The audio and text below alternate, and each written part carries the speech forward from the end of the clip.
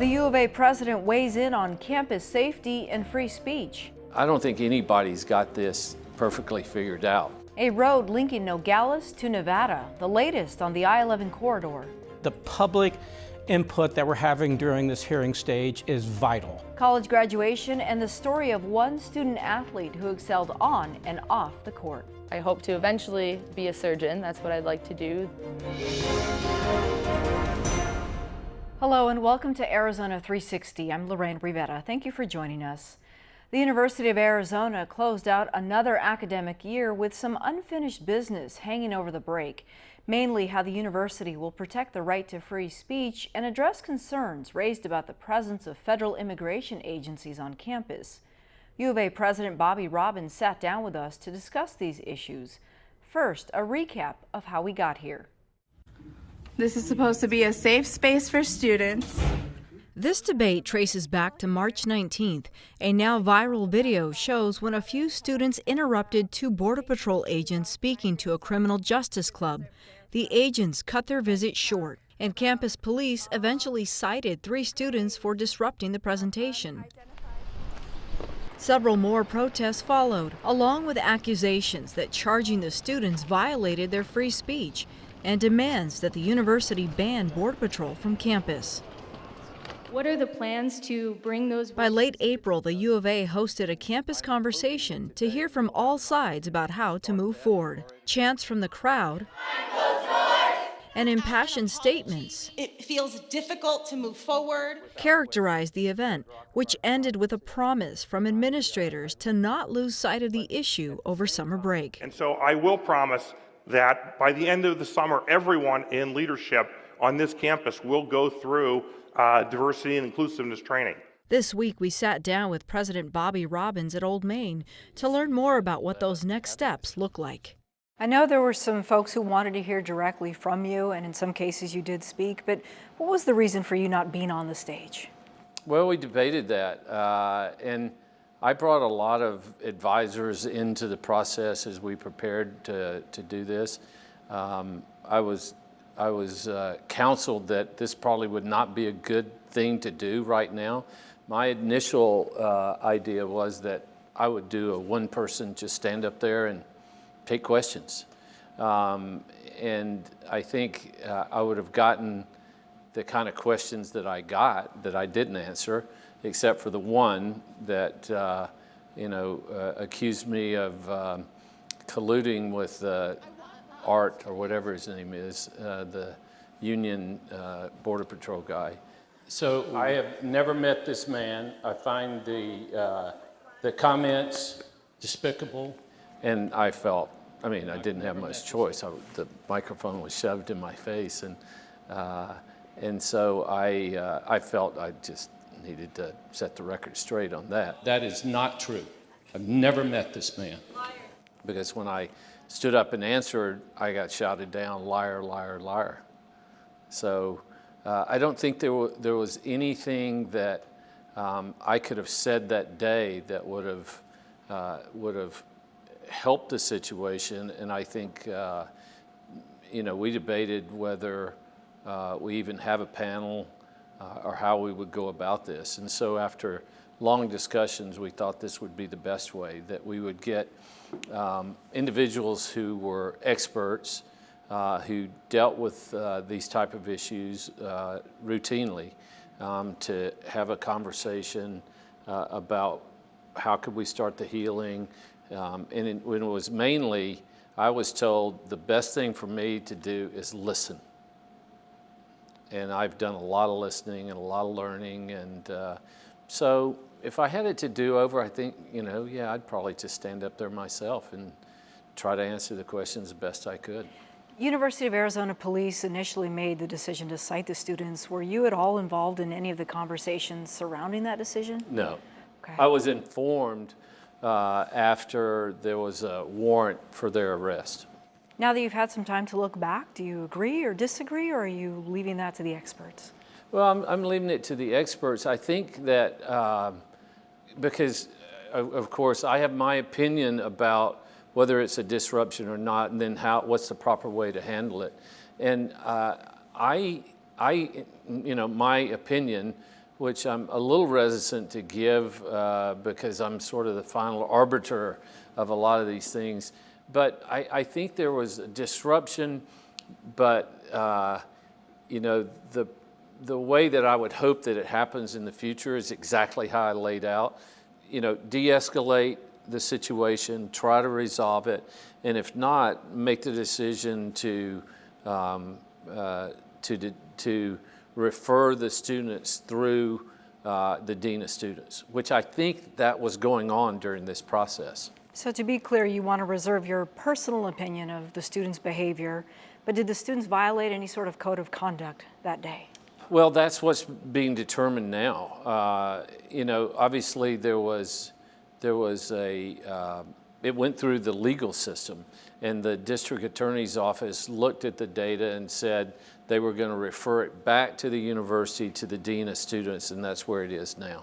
Some of these students have said that if they're documented, they don't feel safe on this campus.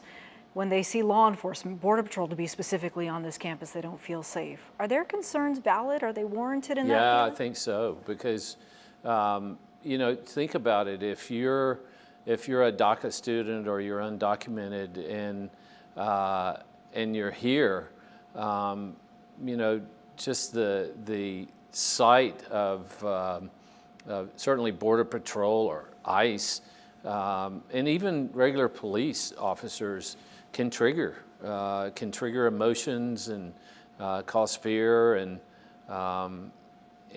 so I think that's absolutely real, without question. Do you think that enough is being done on the University of Arizona campus to ensure that when those two bodies are on the same property, maybe within eyesight of each other, that they'll be respected? Well, no, I think that we can do better, and that's what we're trying to think through in a way that will absolutely not break the law, because I'm not going to break the law.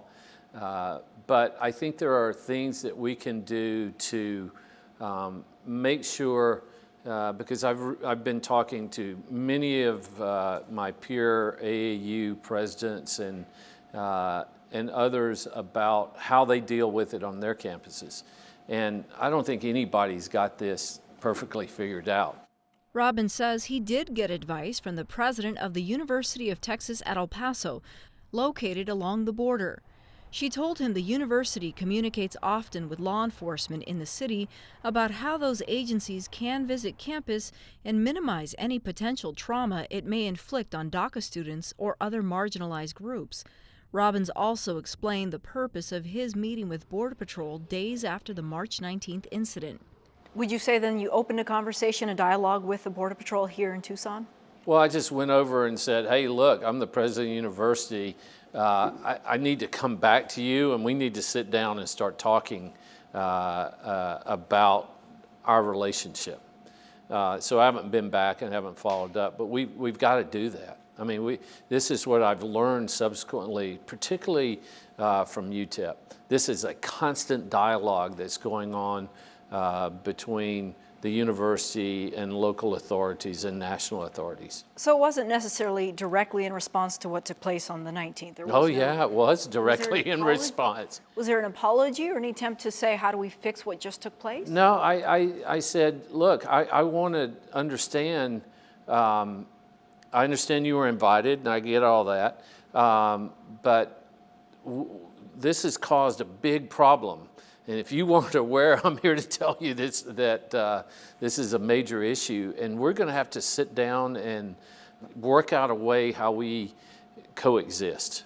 And obviously, I respect them for, I mean, they're federal law enforcement officers, and I respect the authority of their office.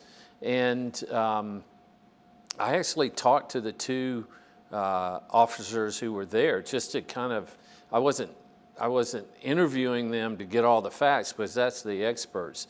But, you know, they were pretty calm during it all. And I just wanted to find out, not any detail. I didn't ask them any questions about anything, but just to say, you know, we need to work together I think also one of the things that I learned is that, their superiors are concerned about their safety as well.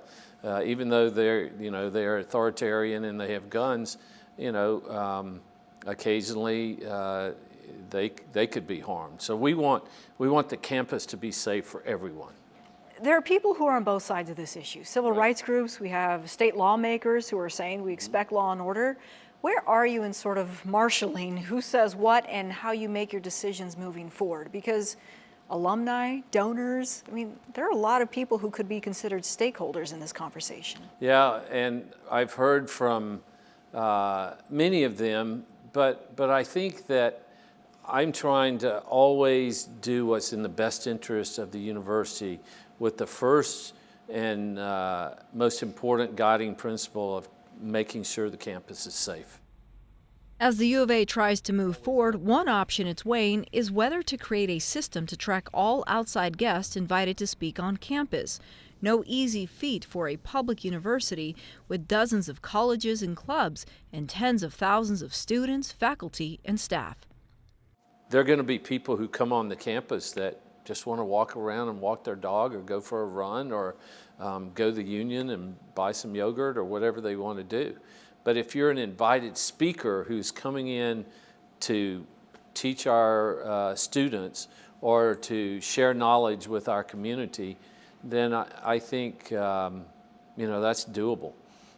It's just a big job, and it takes constant tracking, and it takes money. And if the price of that for safety and the well-being of our campus, then it's worth it. When discussing what's next, Robbins says a small team of administrators that include Title IX officer Ron Wilson are tasked with keeping the conversation going. University officials say another campus conversation event is in the works and will likely take place soon after students return in the fall. I think with dialogue with all parties, sitting down and communicating and being able to work through some of these issues, I think out of mutual respect and having a plan going forward, I'm confident we have the resources and the will to be able to solve these issues. There are always going to be tension and discussions and points of view, but that's what a university is about. And the one thing that I would say is that we have to protect freedom of expression and respect people's viewpoints, how extreme they may be from either side. So that I'm 100% committed to. Safe campus, providing a nurturing environment for our students to learn and be successful so they can go out and realize their hopes and dreams. Okay, Dr. Robbins, thank you. Thank you. Free speech concerns aren't the only controversy facing the U of A. An NCAA investigation into pay-to-play allegations in the men's basketball program is making headlines. We did not address it with President Robbins, as a spokesperson for the university tells us no one is giving interviews about the issue while the investigation is ongoing. Instead, a statement from the U of A says it's taking the claim seriously and is cooperating with the NCAA.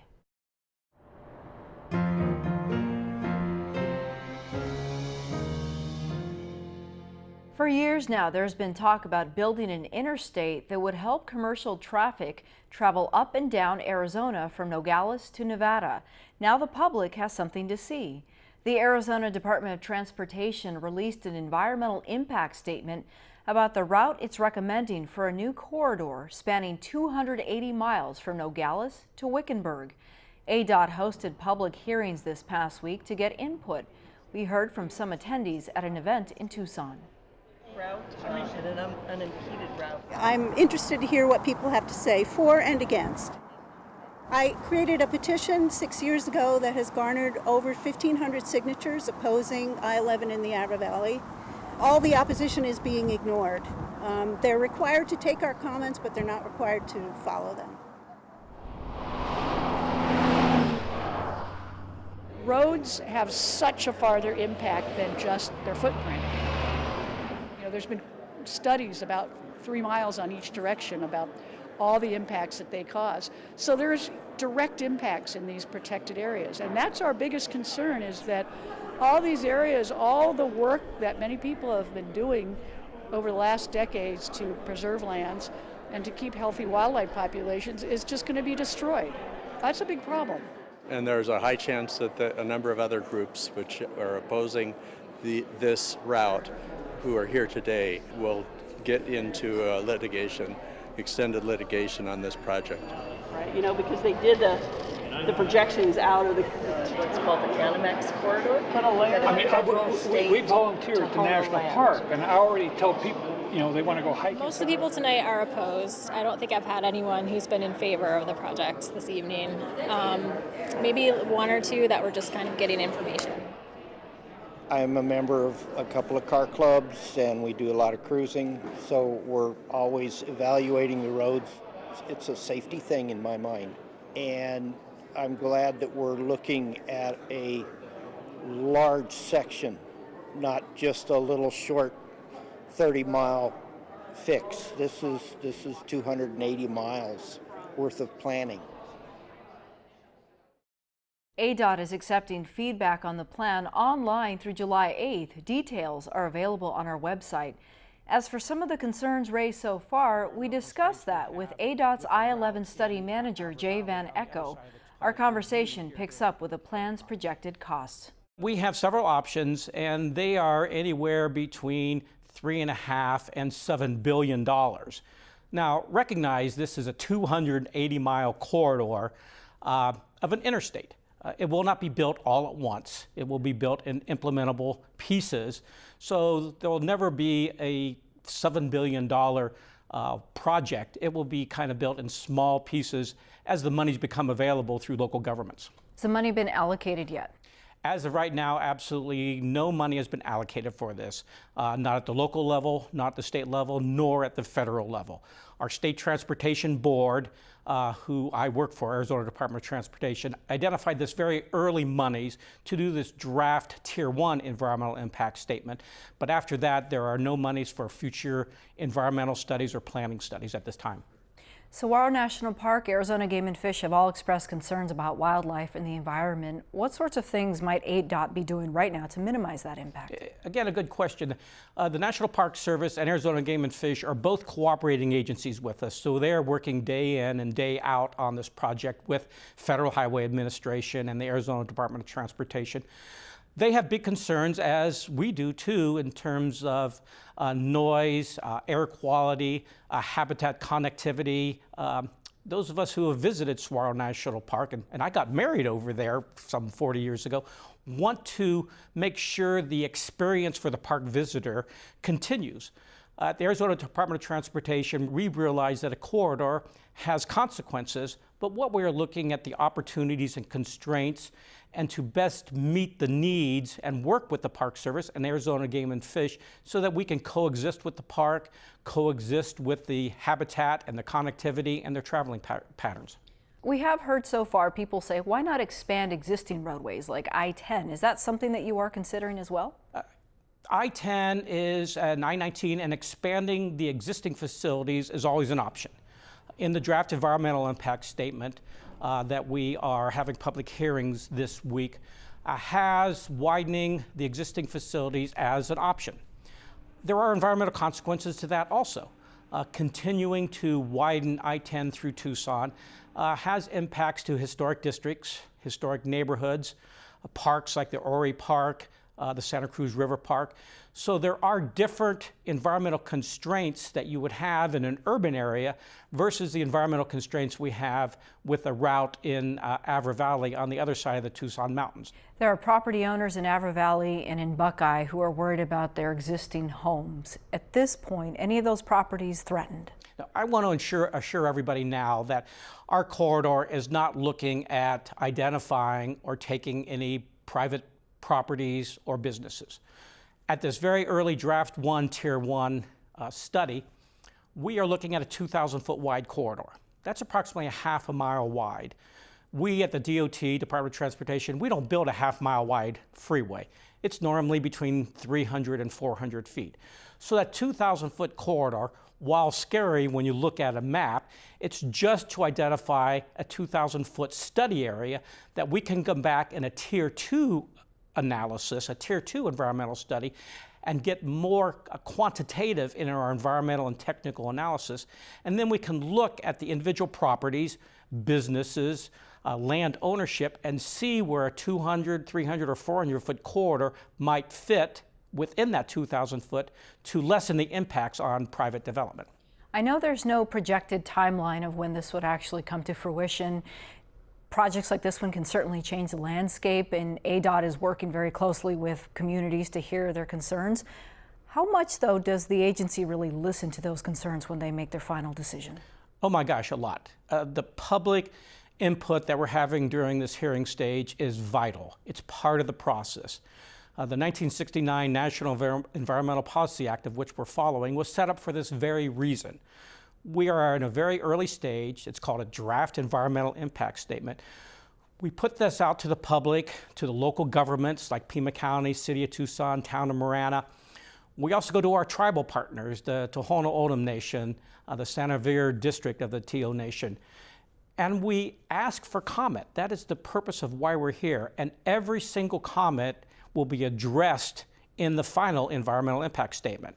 And each comment, be it from a tribal nation, be it from a local government, be it from a person in Avra Valley or the City of Tucson, are all weighed equally, which is very important in the National Environmental Policy Act. All right, Jay Van Ecke, Project Manager for ADOT. Thank you. Thank you very much for having me.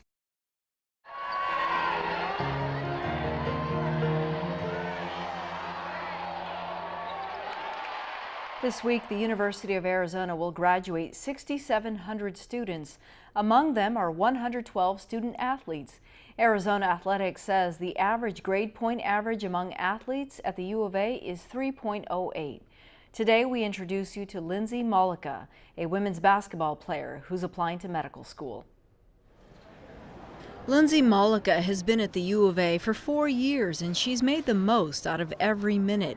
A biology major with a 4.0 who's earned a spot on the women's basketball team. A Minnesota native who remembers playing basketball at the age of 4. A high school standout, Lindsay was strategic about her choice for college. At the end of my senior year, when I tore my knee up and basically everything I had planned for basketball fell through, I decided that at the end of the day, academics are most important, and so I wanted to find a school that I wanted to be at for school. Which happened to be the U of A. It's far away from home to where I wanted to try something new, but I have family in Phoenix nearby also, which was comforting. And they have a super good pre-medical program. So all of those factors kind of led me here, and then from there, I worked on until I got to the team. Though Lindsay wasn't a starter, her enthusiasm carried weight. If my part of the team is making sure that they feel motivated and encouraged and that makes them play better, then I'm going to do that position. And sometimes I play too, and if I'm needed that way, I'll do whatever it takes for me to help the team in any way that I can. And just seeing my teammates do well gets me fired up, and that's why you can see me on the side of the court screaming and jumping. And it's just, I love these girls, and being able to cheer them on is something that I really cherish. A walk-on rewarded with a scholarship.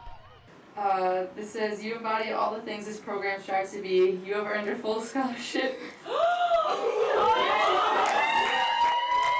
That must have been a surreal experience for you. Yeah, that was really cool, especially because I wasn't expecting it. I work hard, and I don't ever expect things to come to me because you never want to assume things. And so when it happened, I didn't know about it. My teammates didn't know about it either, so it was kind of cool to see how they reacted as well, and everybody got so excited, and it was really, really special moment. A team that stuck together. This year, the U of A hosted and won the Women's National Invitation Tournament, making program history, filling McHale Center, and putting the U of A women's team on the map. It's a legacy that Lindsay says is about more than basketball. How did you balance, especially this spring when so many people were watching women's basketball? How did you manage practice, games, and being a student who has a 4.0? Yeah, it's hard. It was especially hard when I first made the team because I was kind of being thrown into everything. But you'd be surprised how much time you have when you cut out little things. Like when I study, I make sure my phone's away. And when I eat, instead of taking an hour and a half, I take 30 minutes and do dishes quick or things like that. You just learn to be really disciplined and very organized. You know, right after practice, I get changed and I go to wherever I need to be next, and it's just learning to cut back on those little things that distract you. Do you feel that you were prepared and supported while you were here as a student athlete? Definitely, yeah.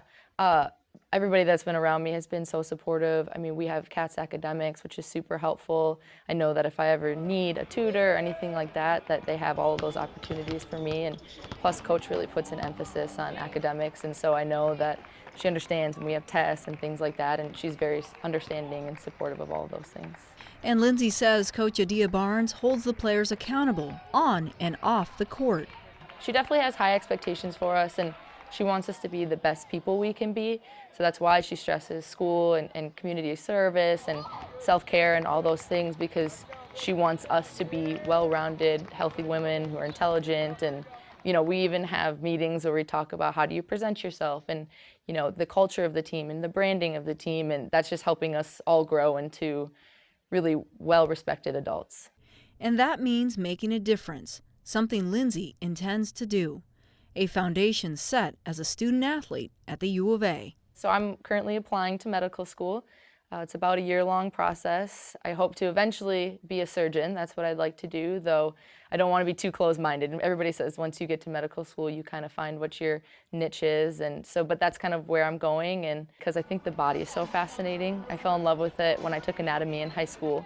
And then from there, it's just also the personal side. You know, you can do research and stuff like that, which I've done and I do enjoy, but you don't get that personal interaction, and I don't get to see the people I'm helping with research, and that's why I love medicine as a doctor, because you get that personal interaction, and especially as a surgeon, I get to see myself fix them, basically, to say, and to see that immediate change is just so cool and rewarding to me. What would you like people to know about student athletes like yourself and what it's meant to you to be here at the University of Arizona?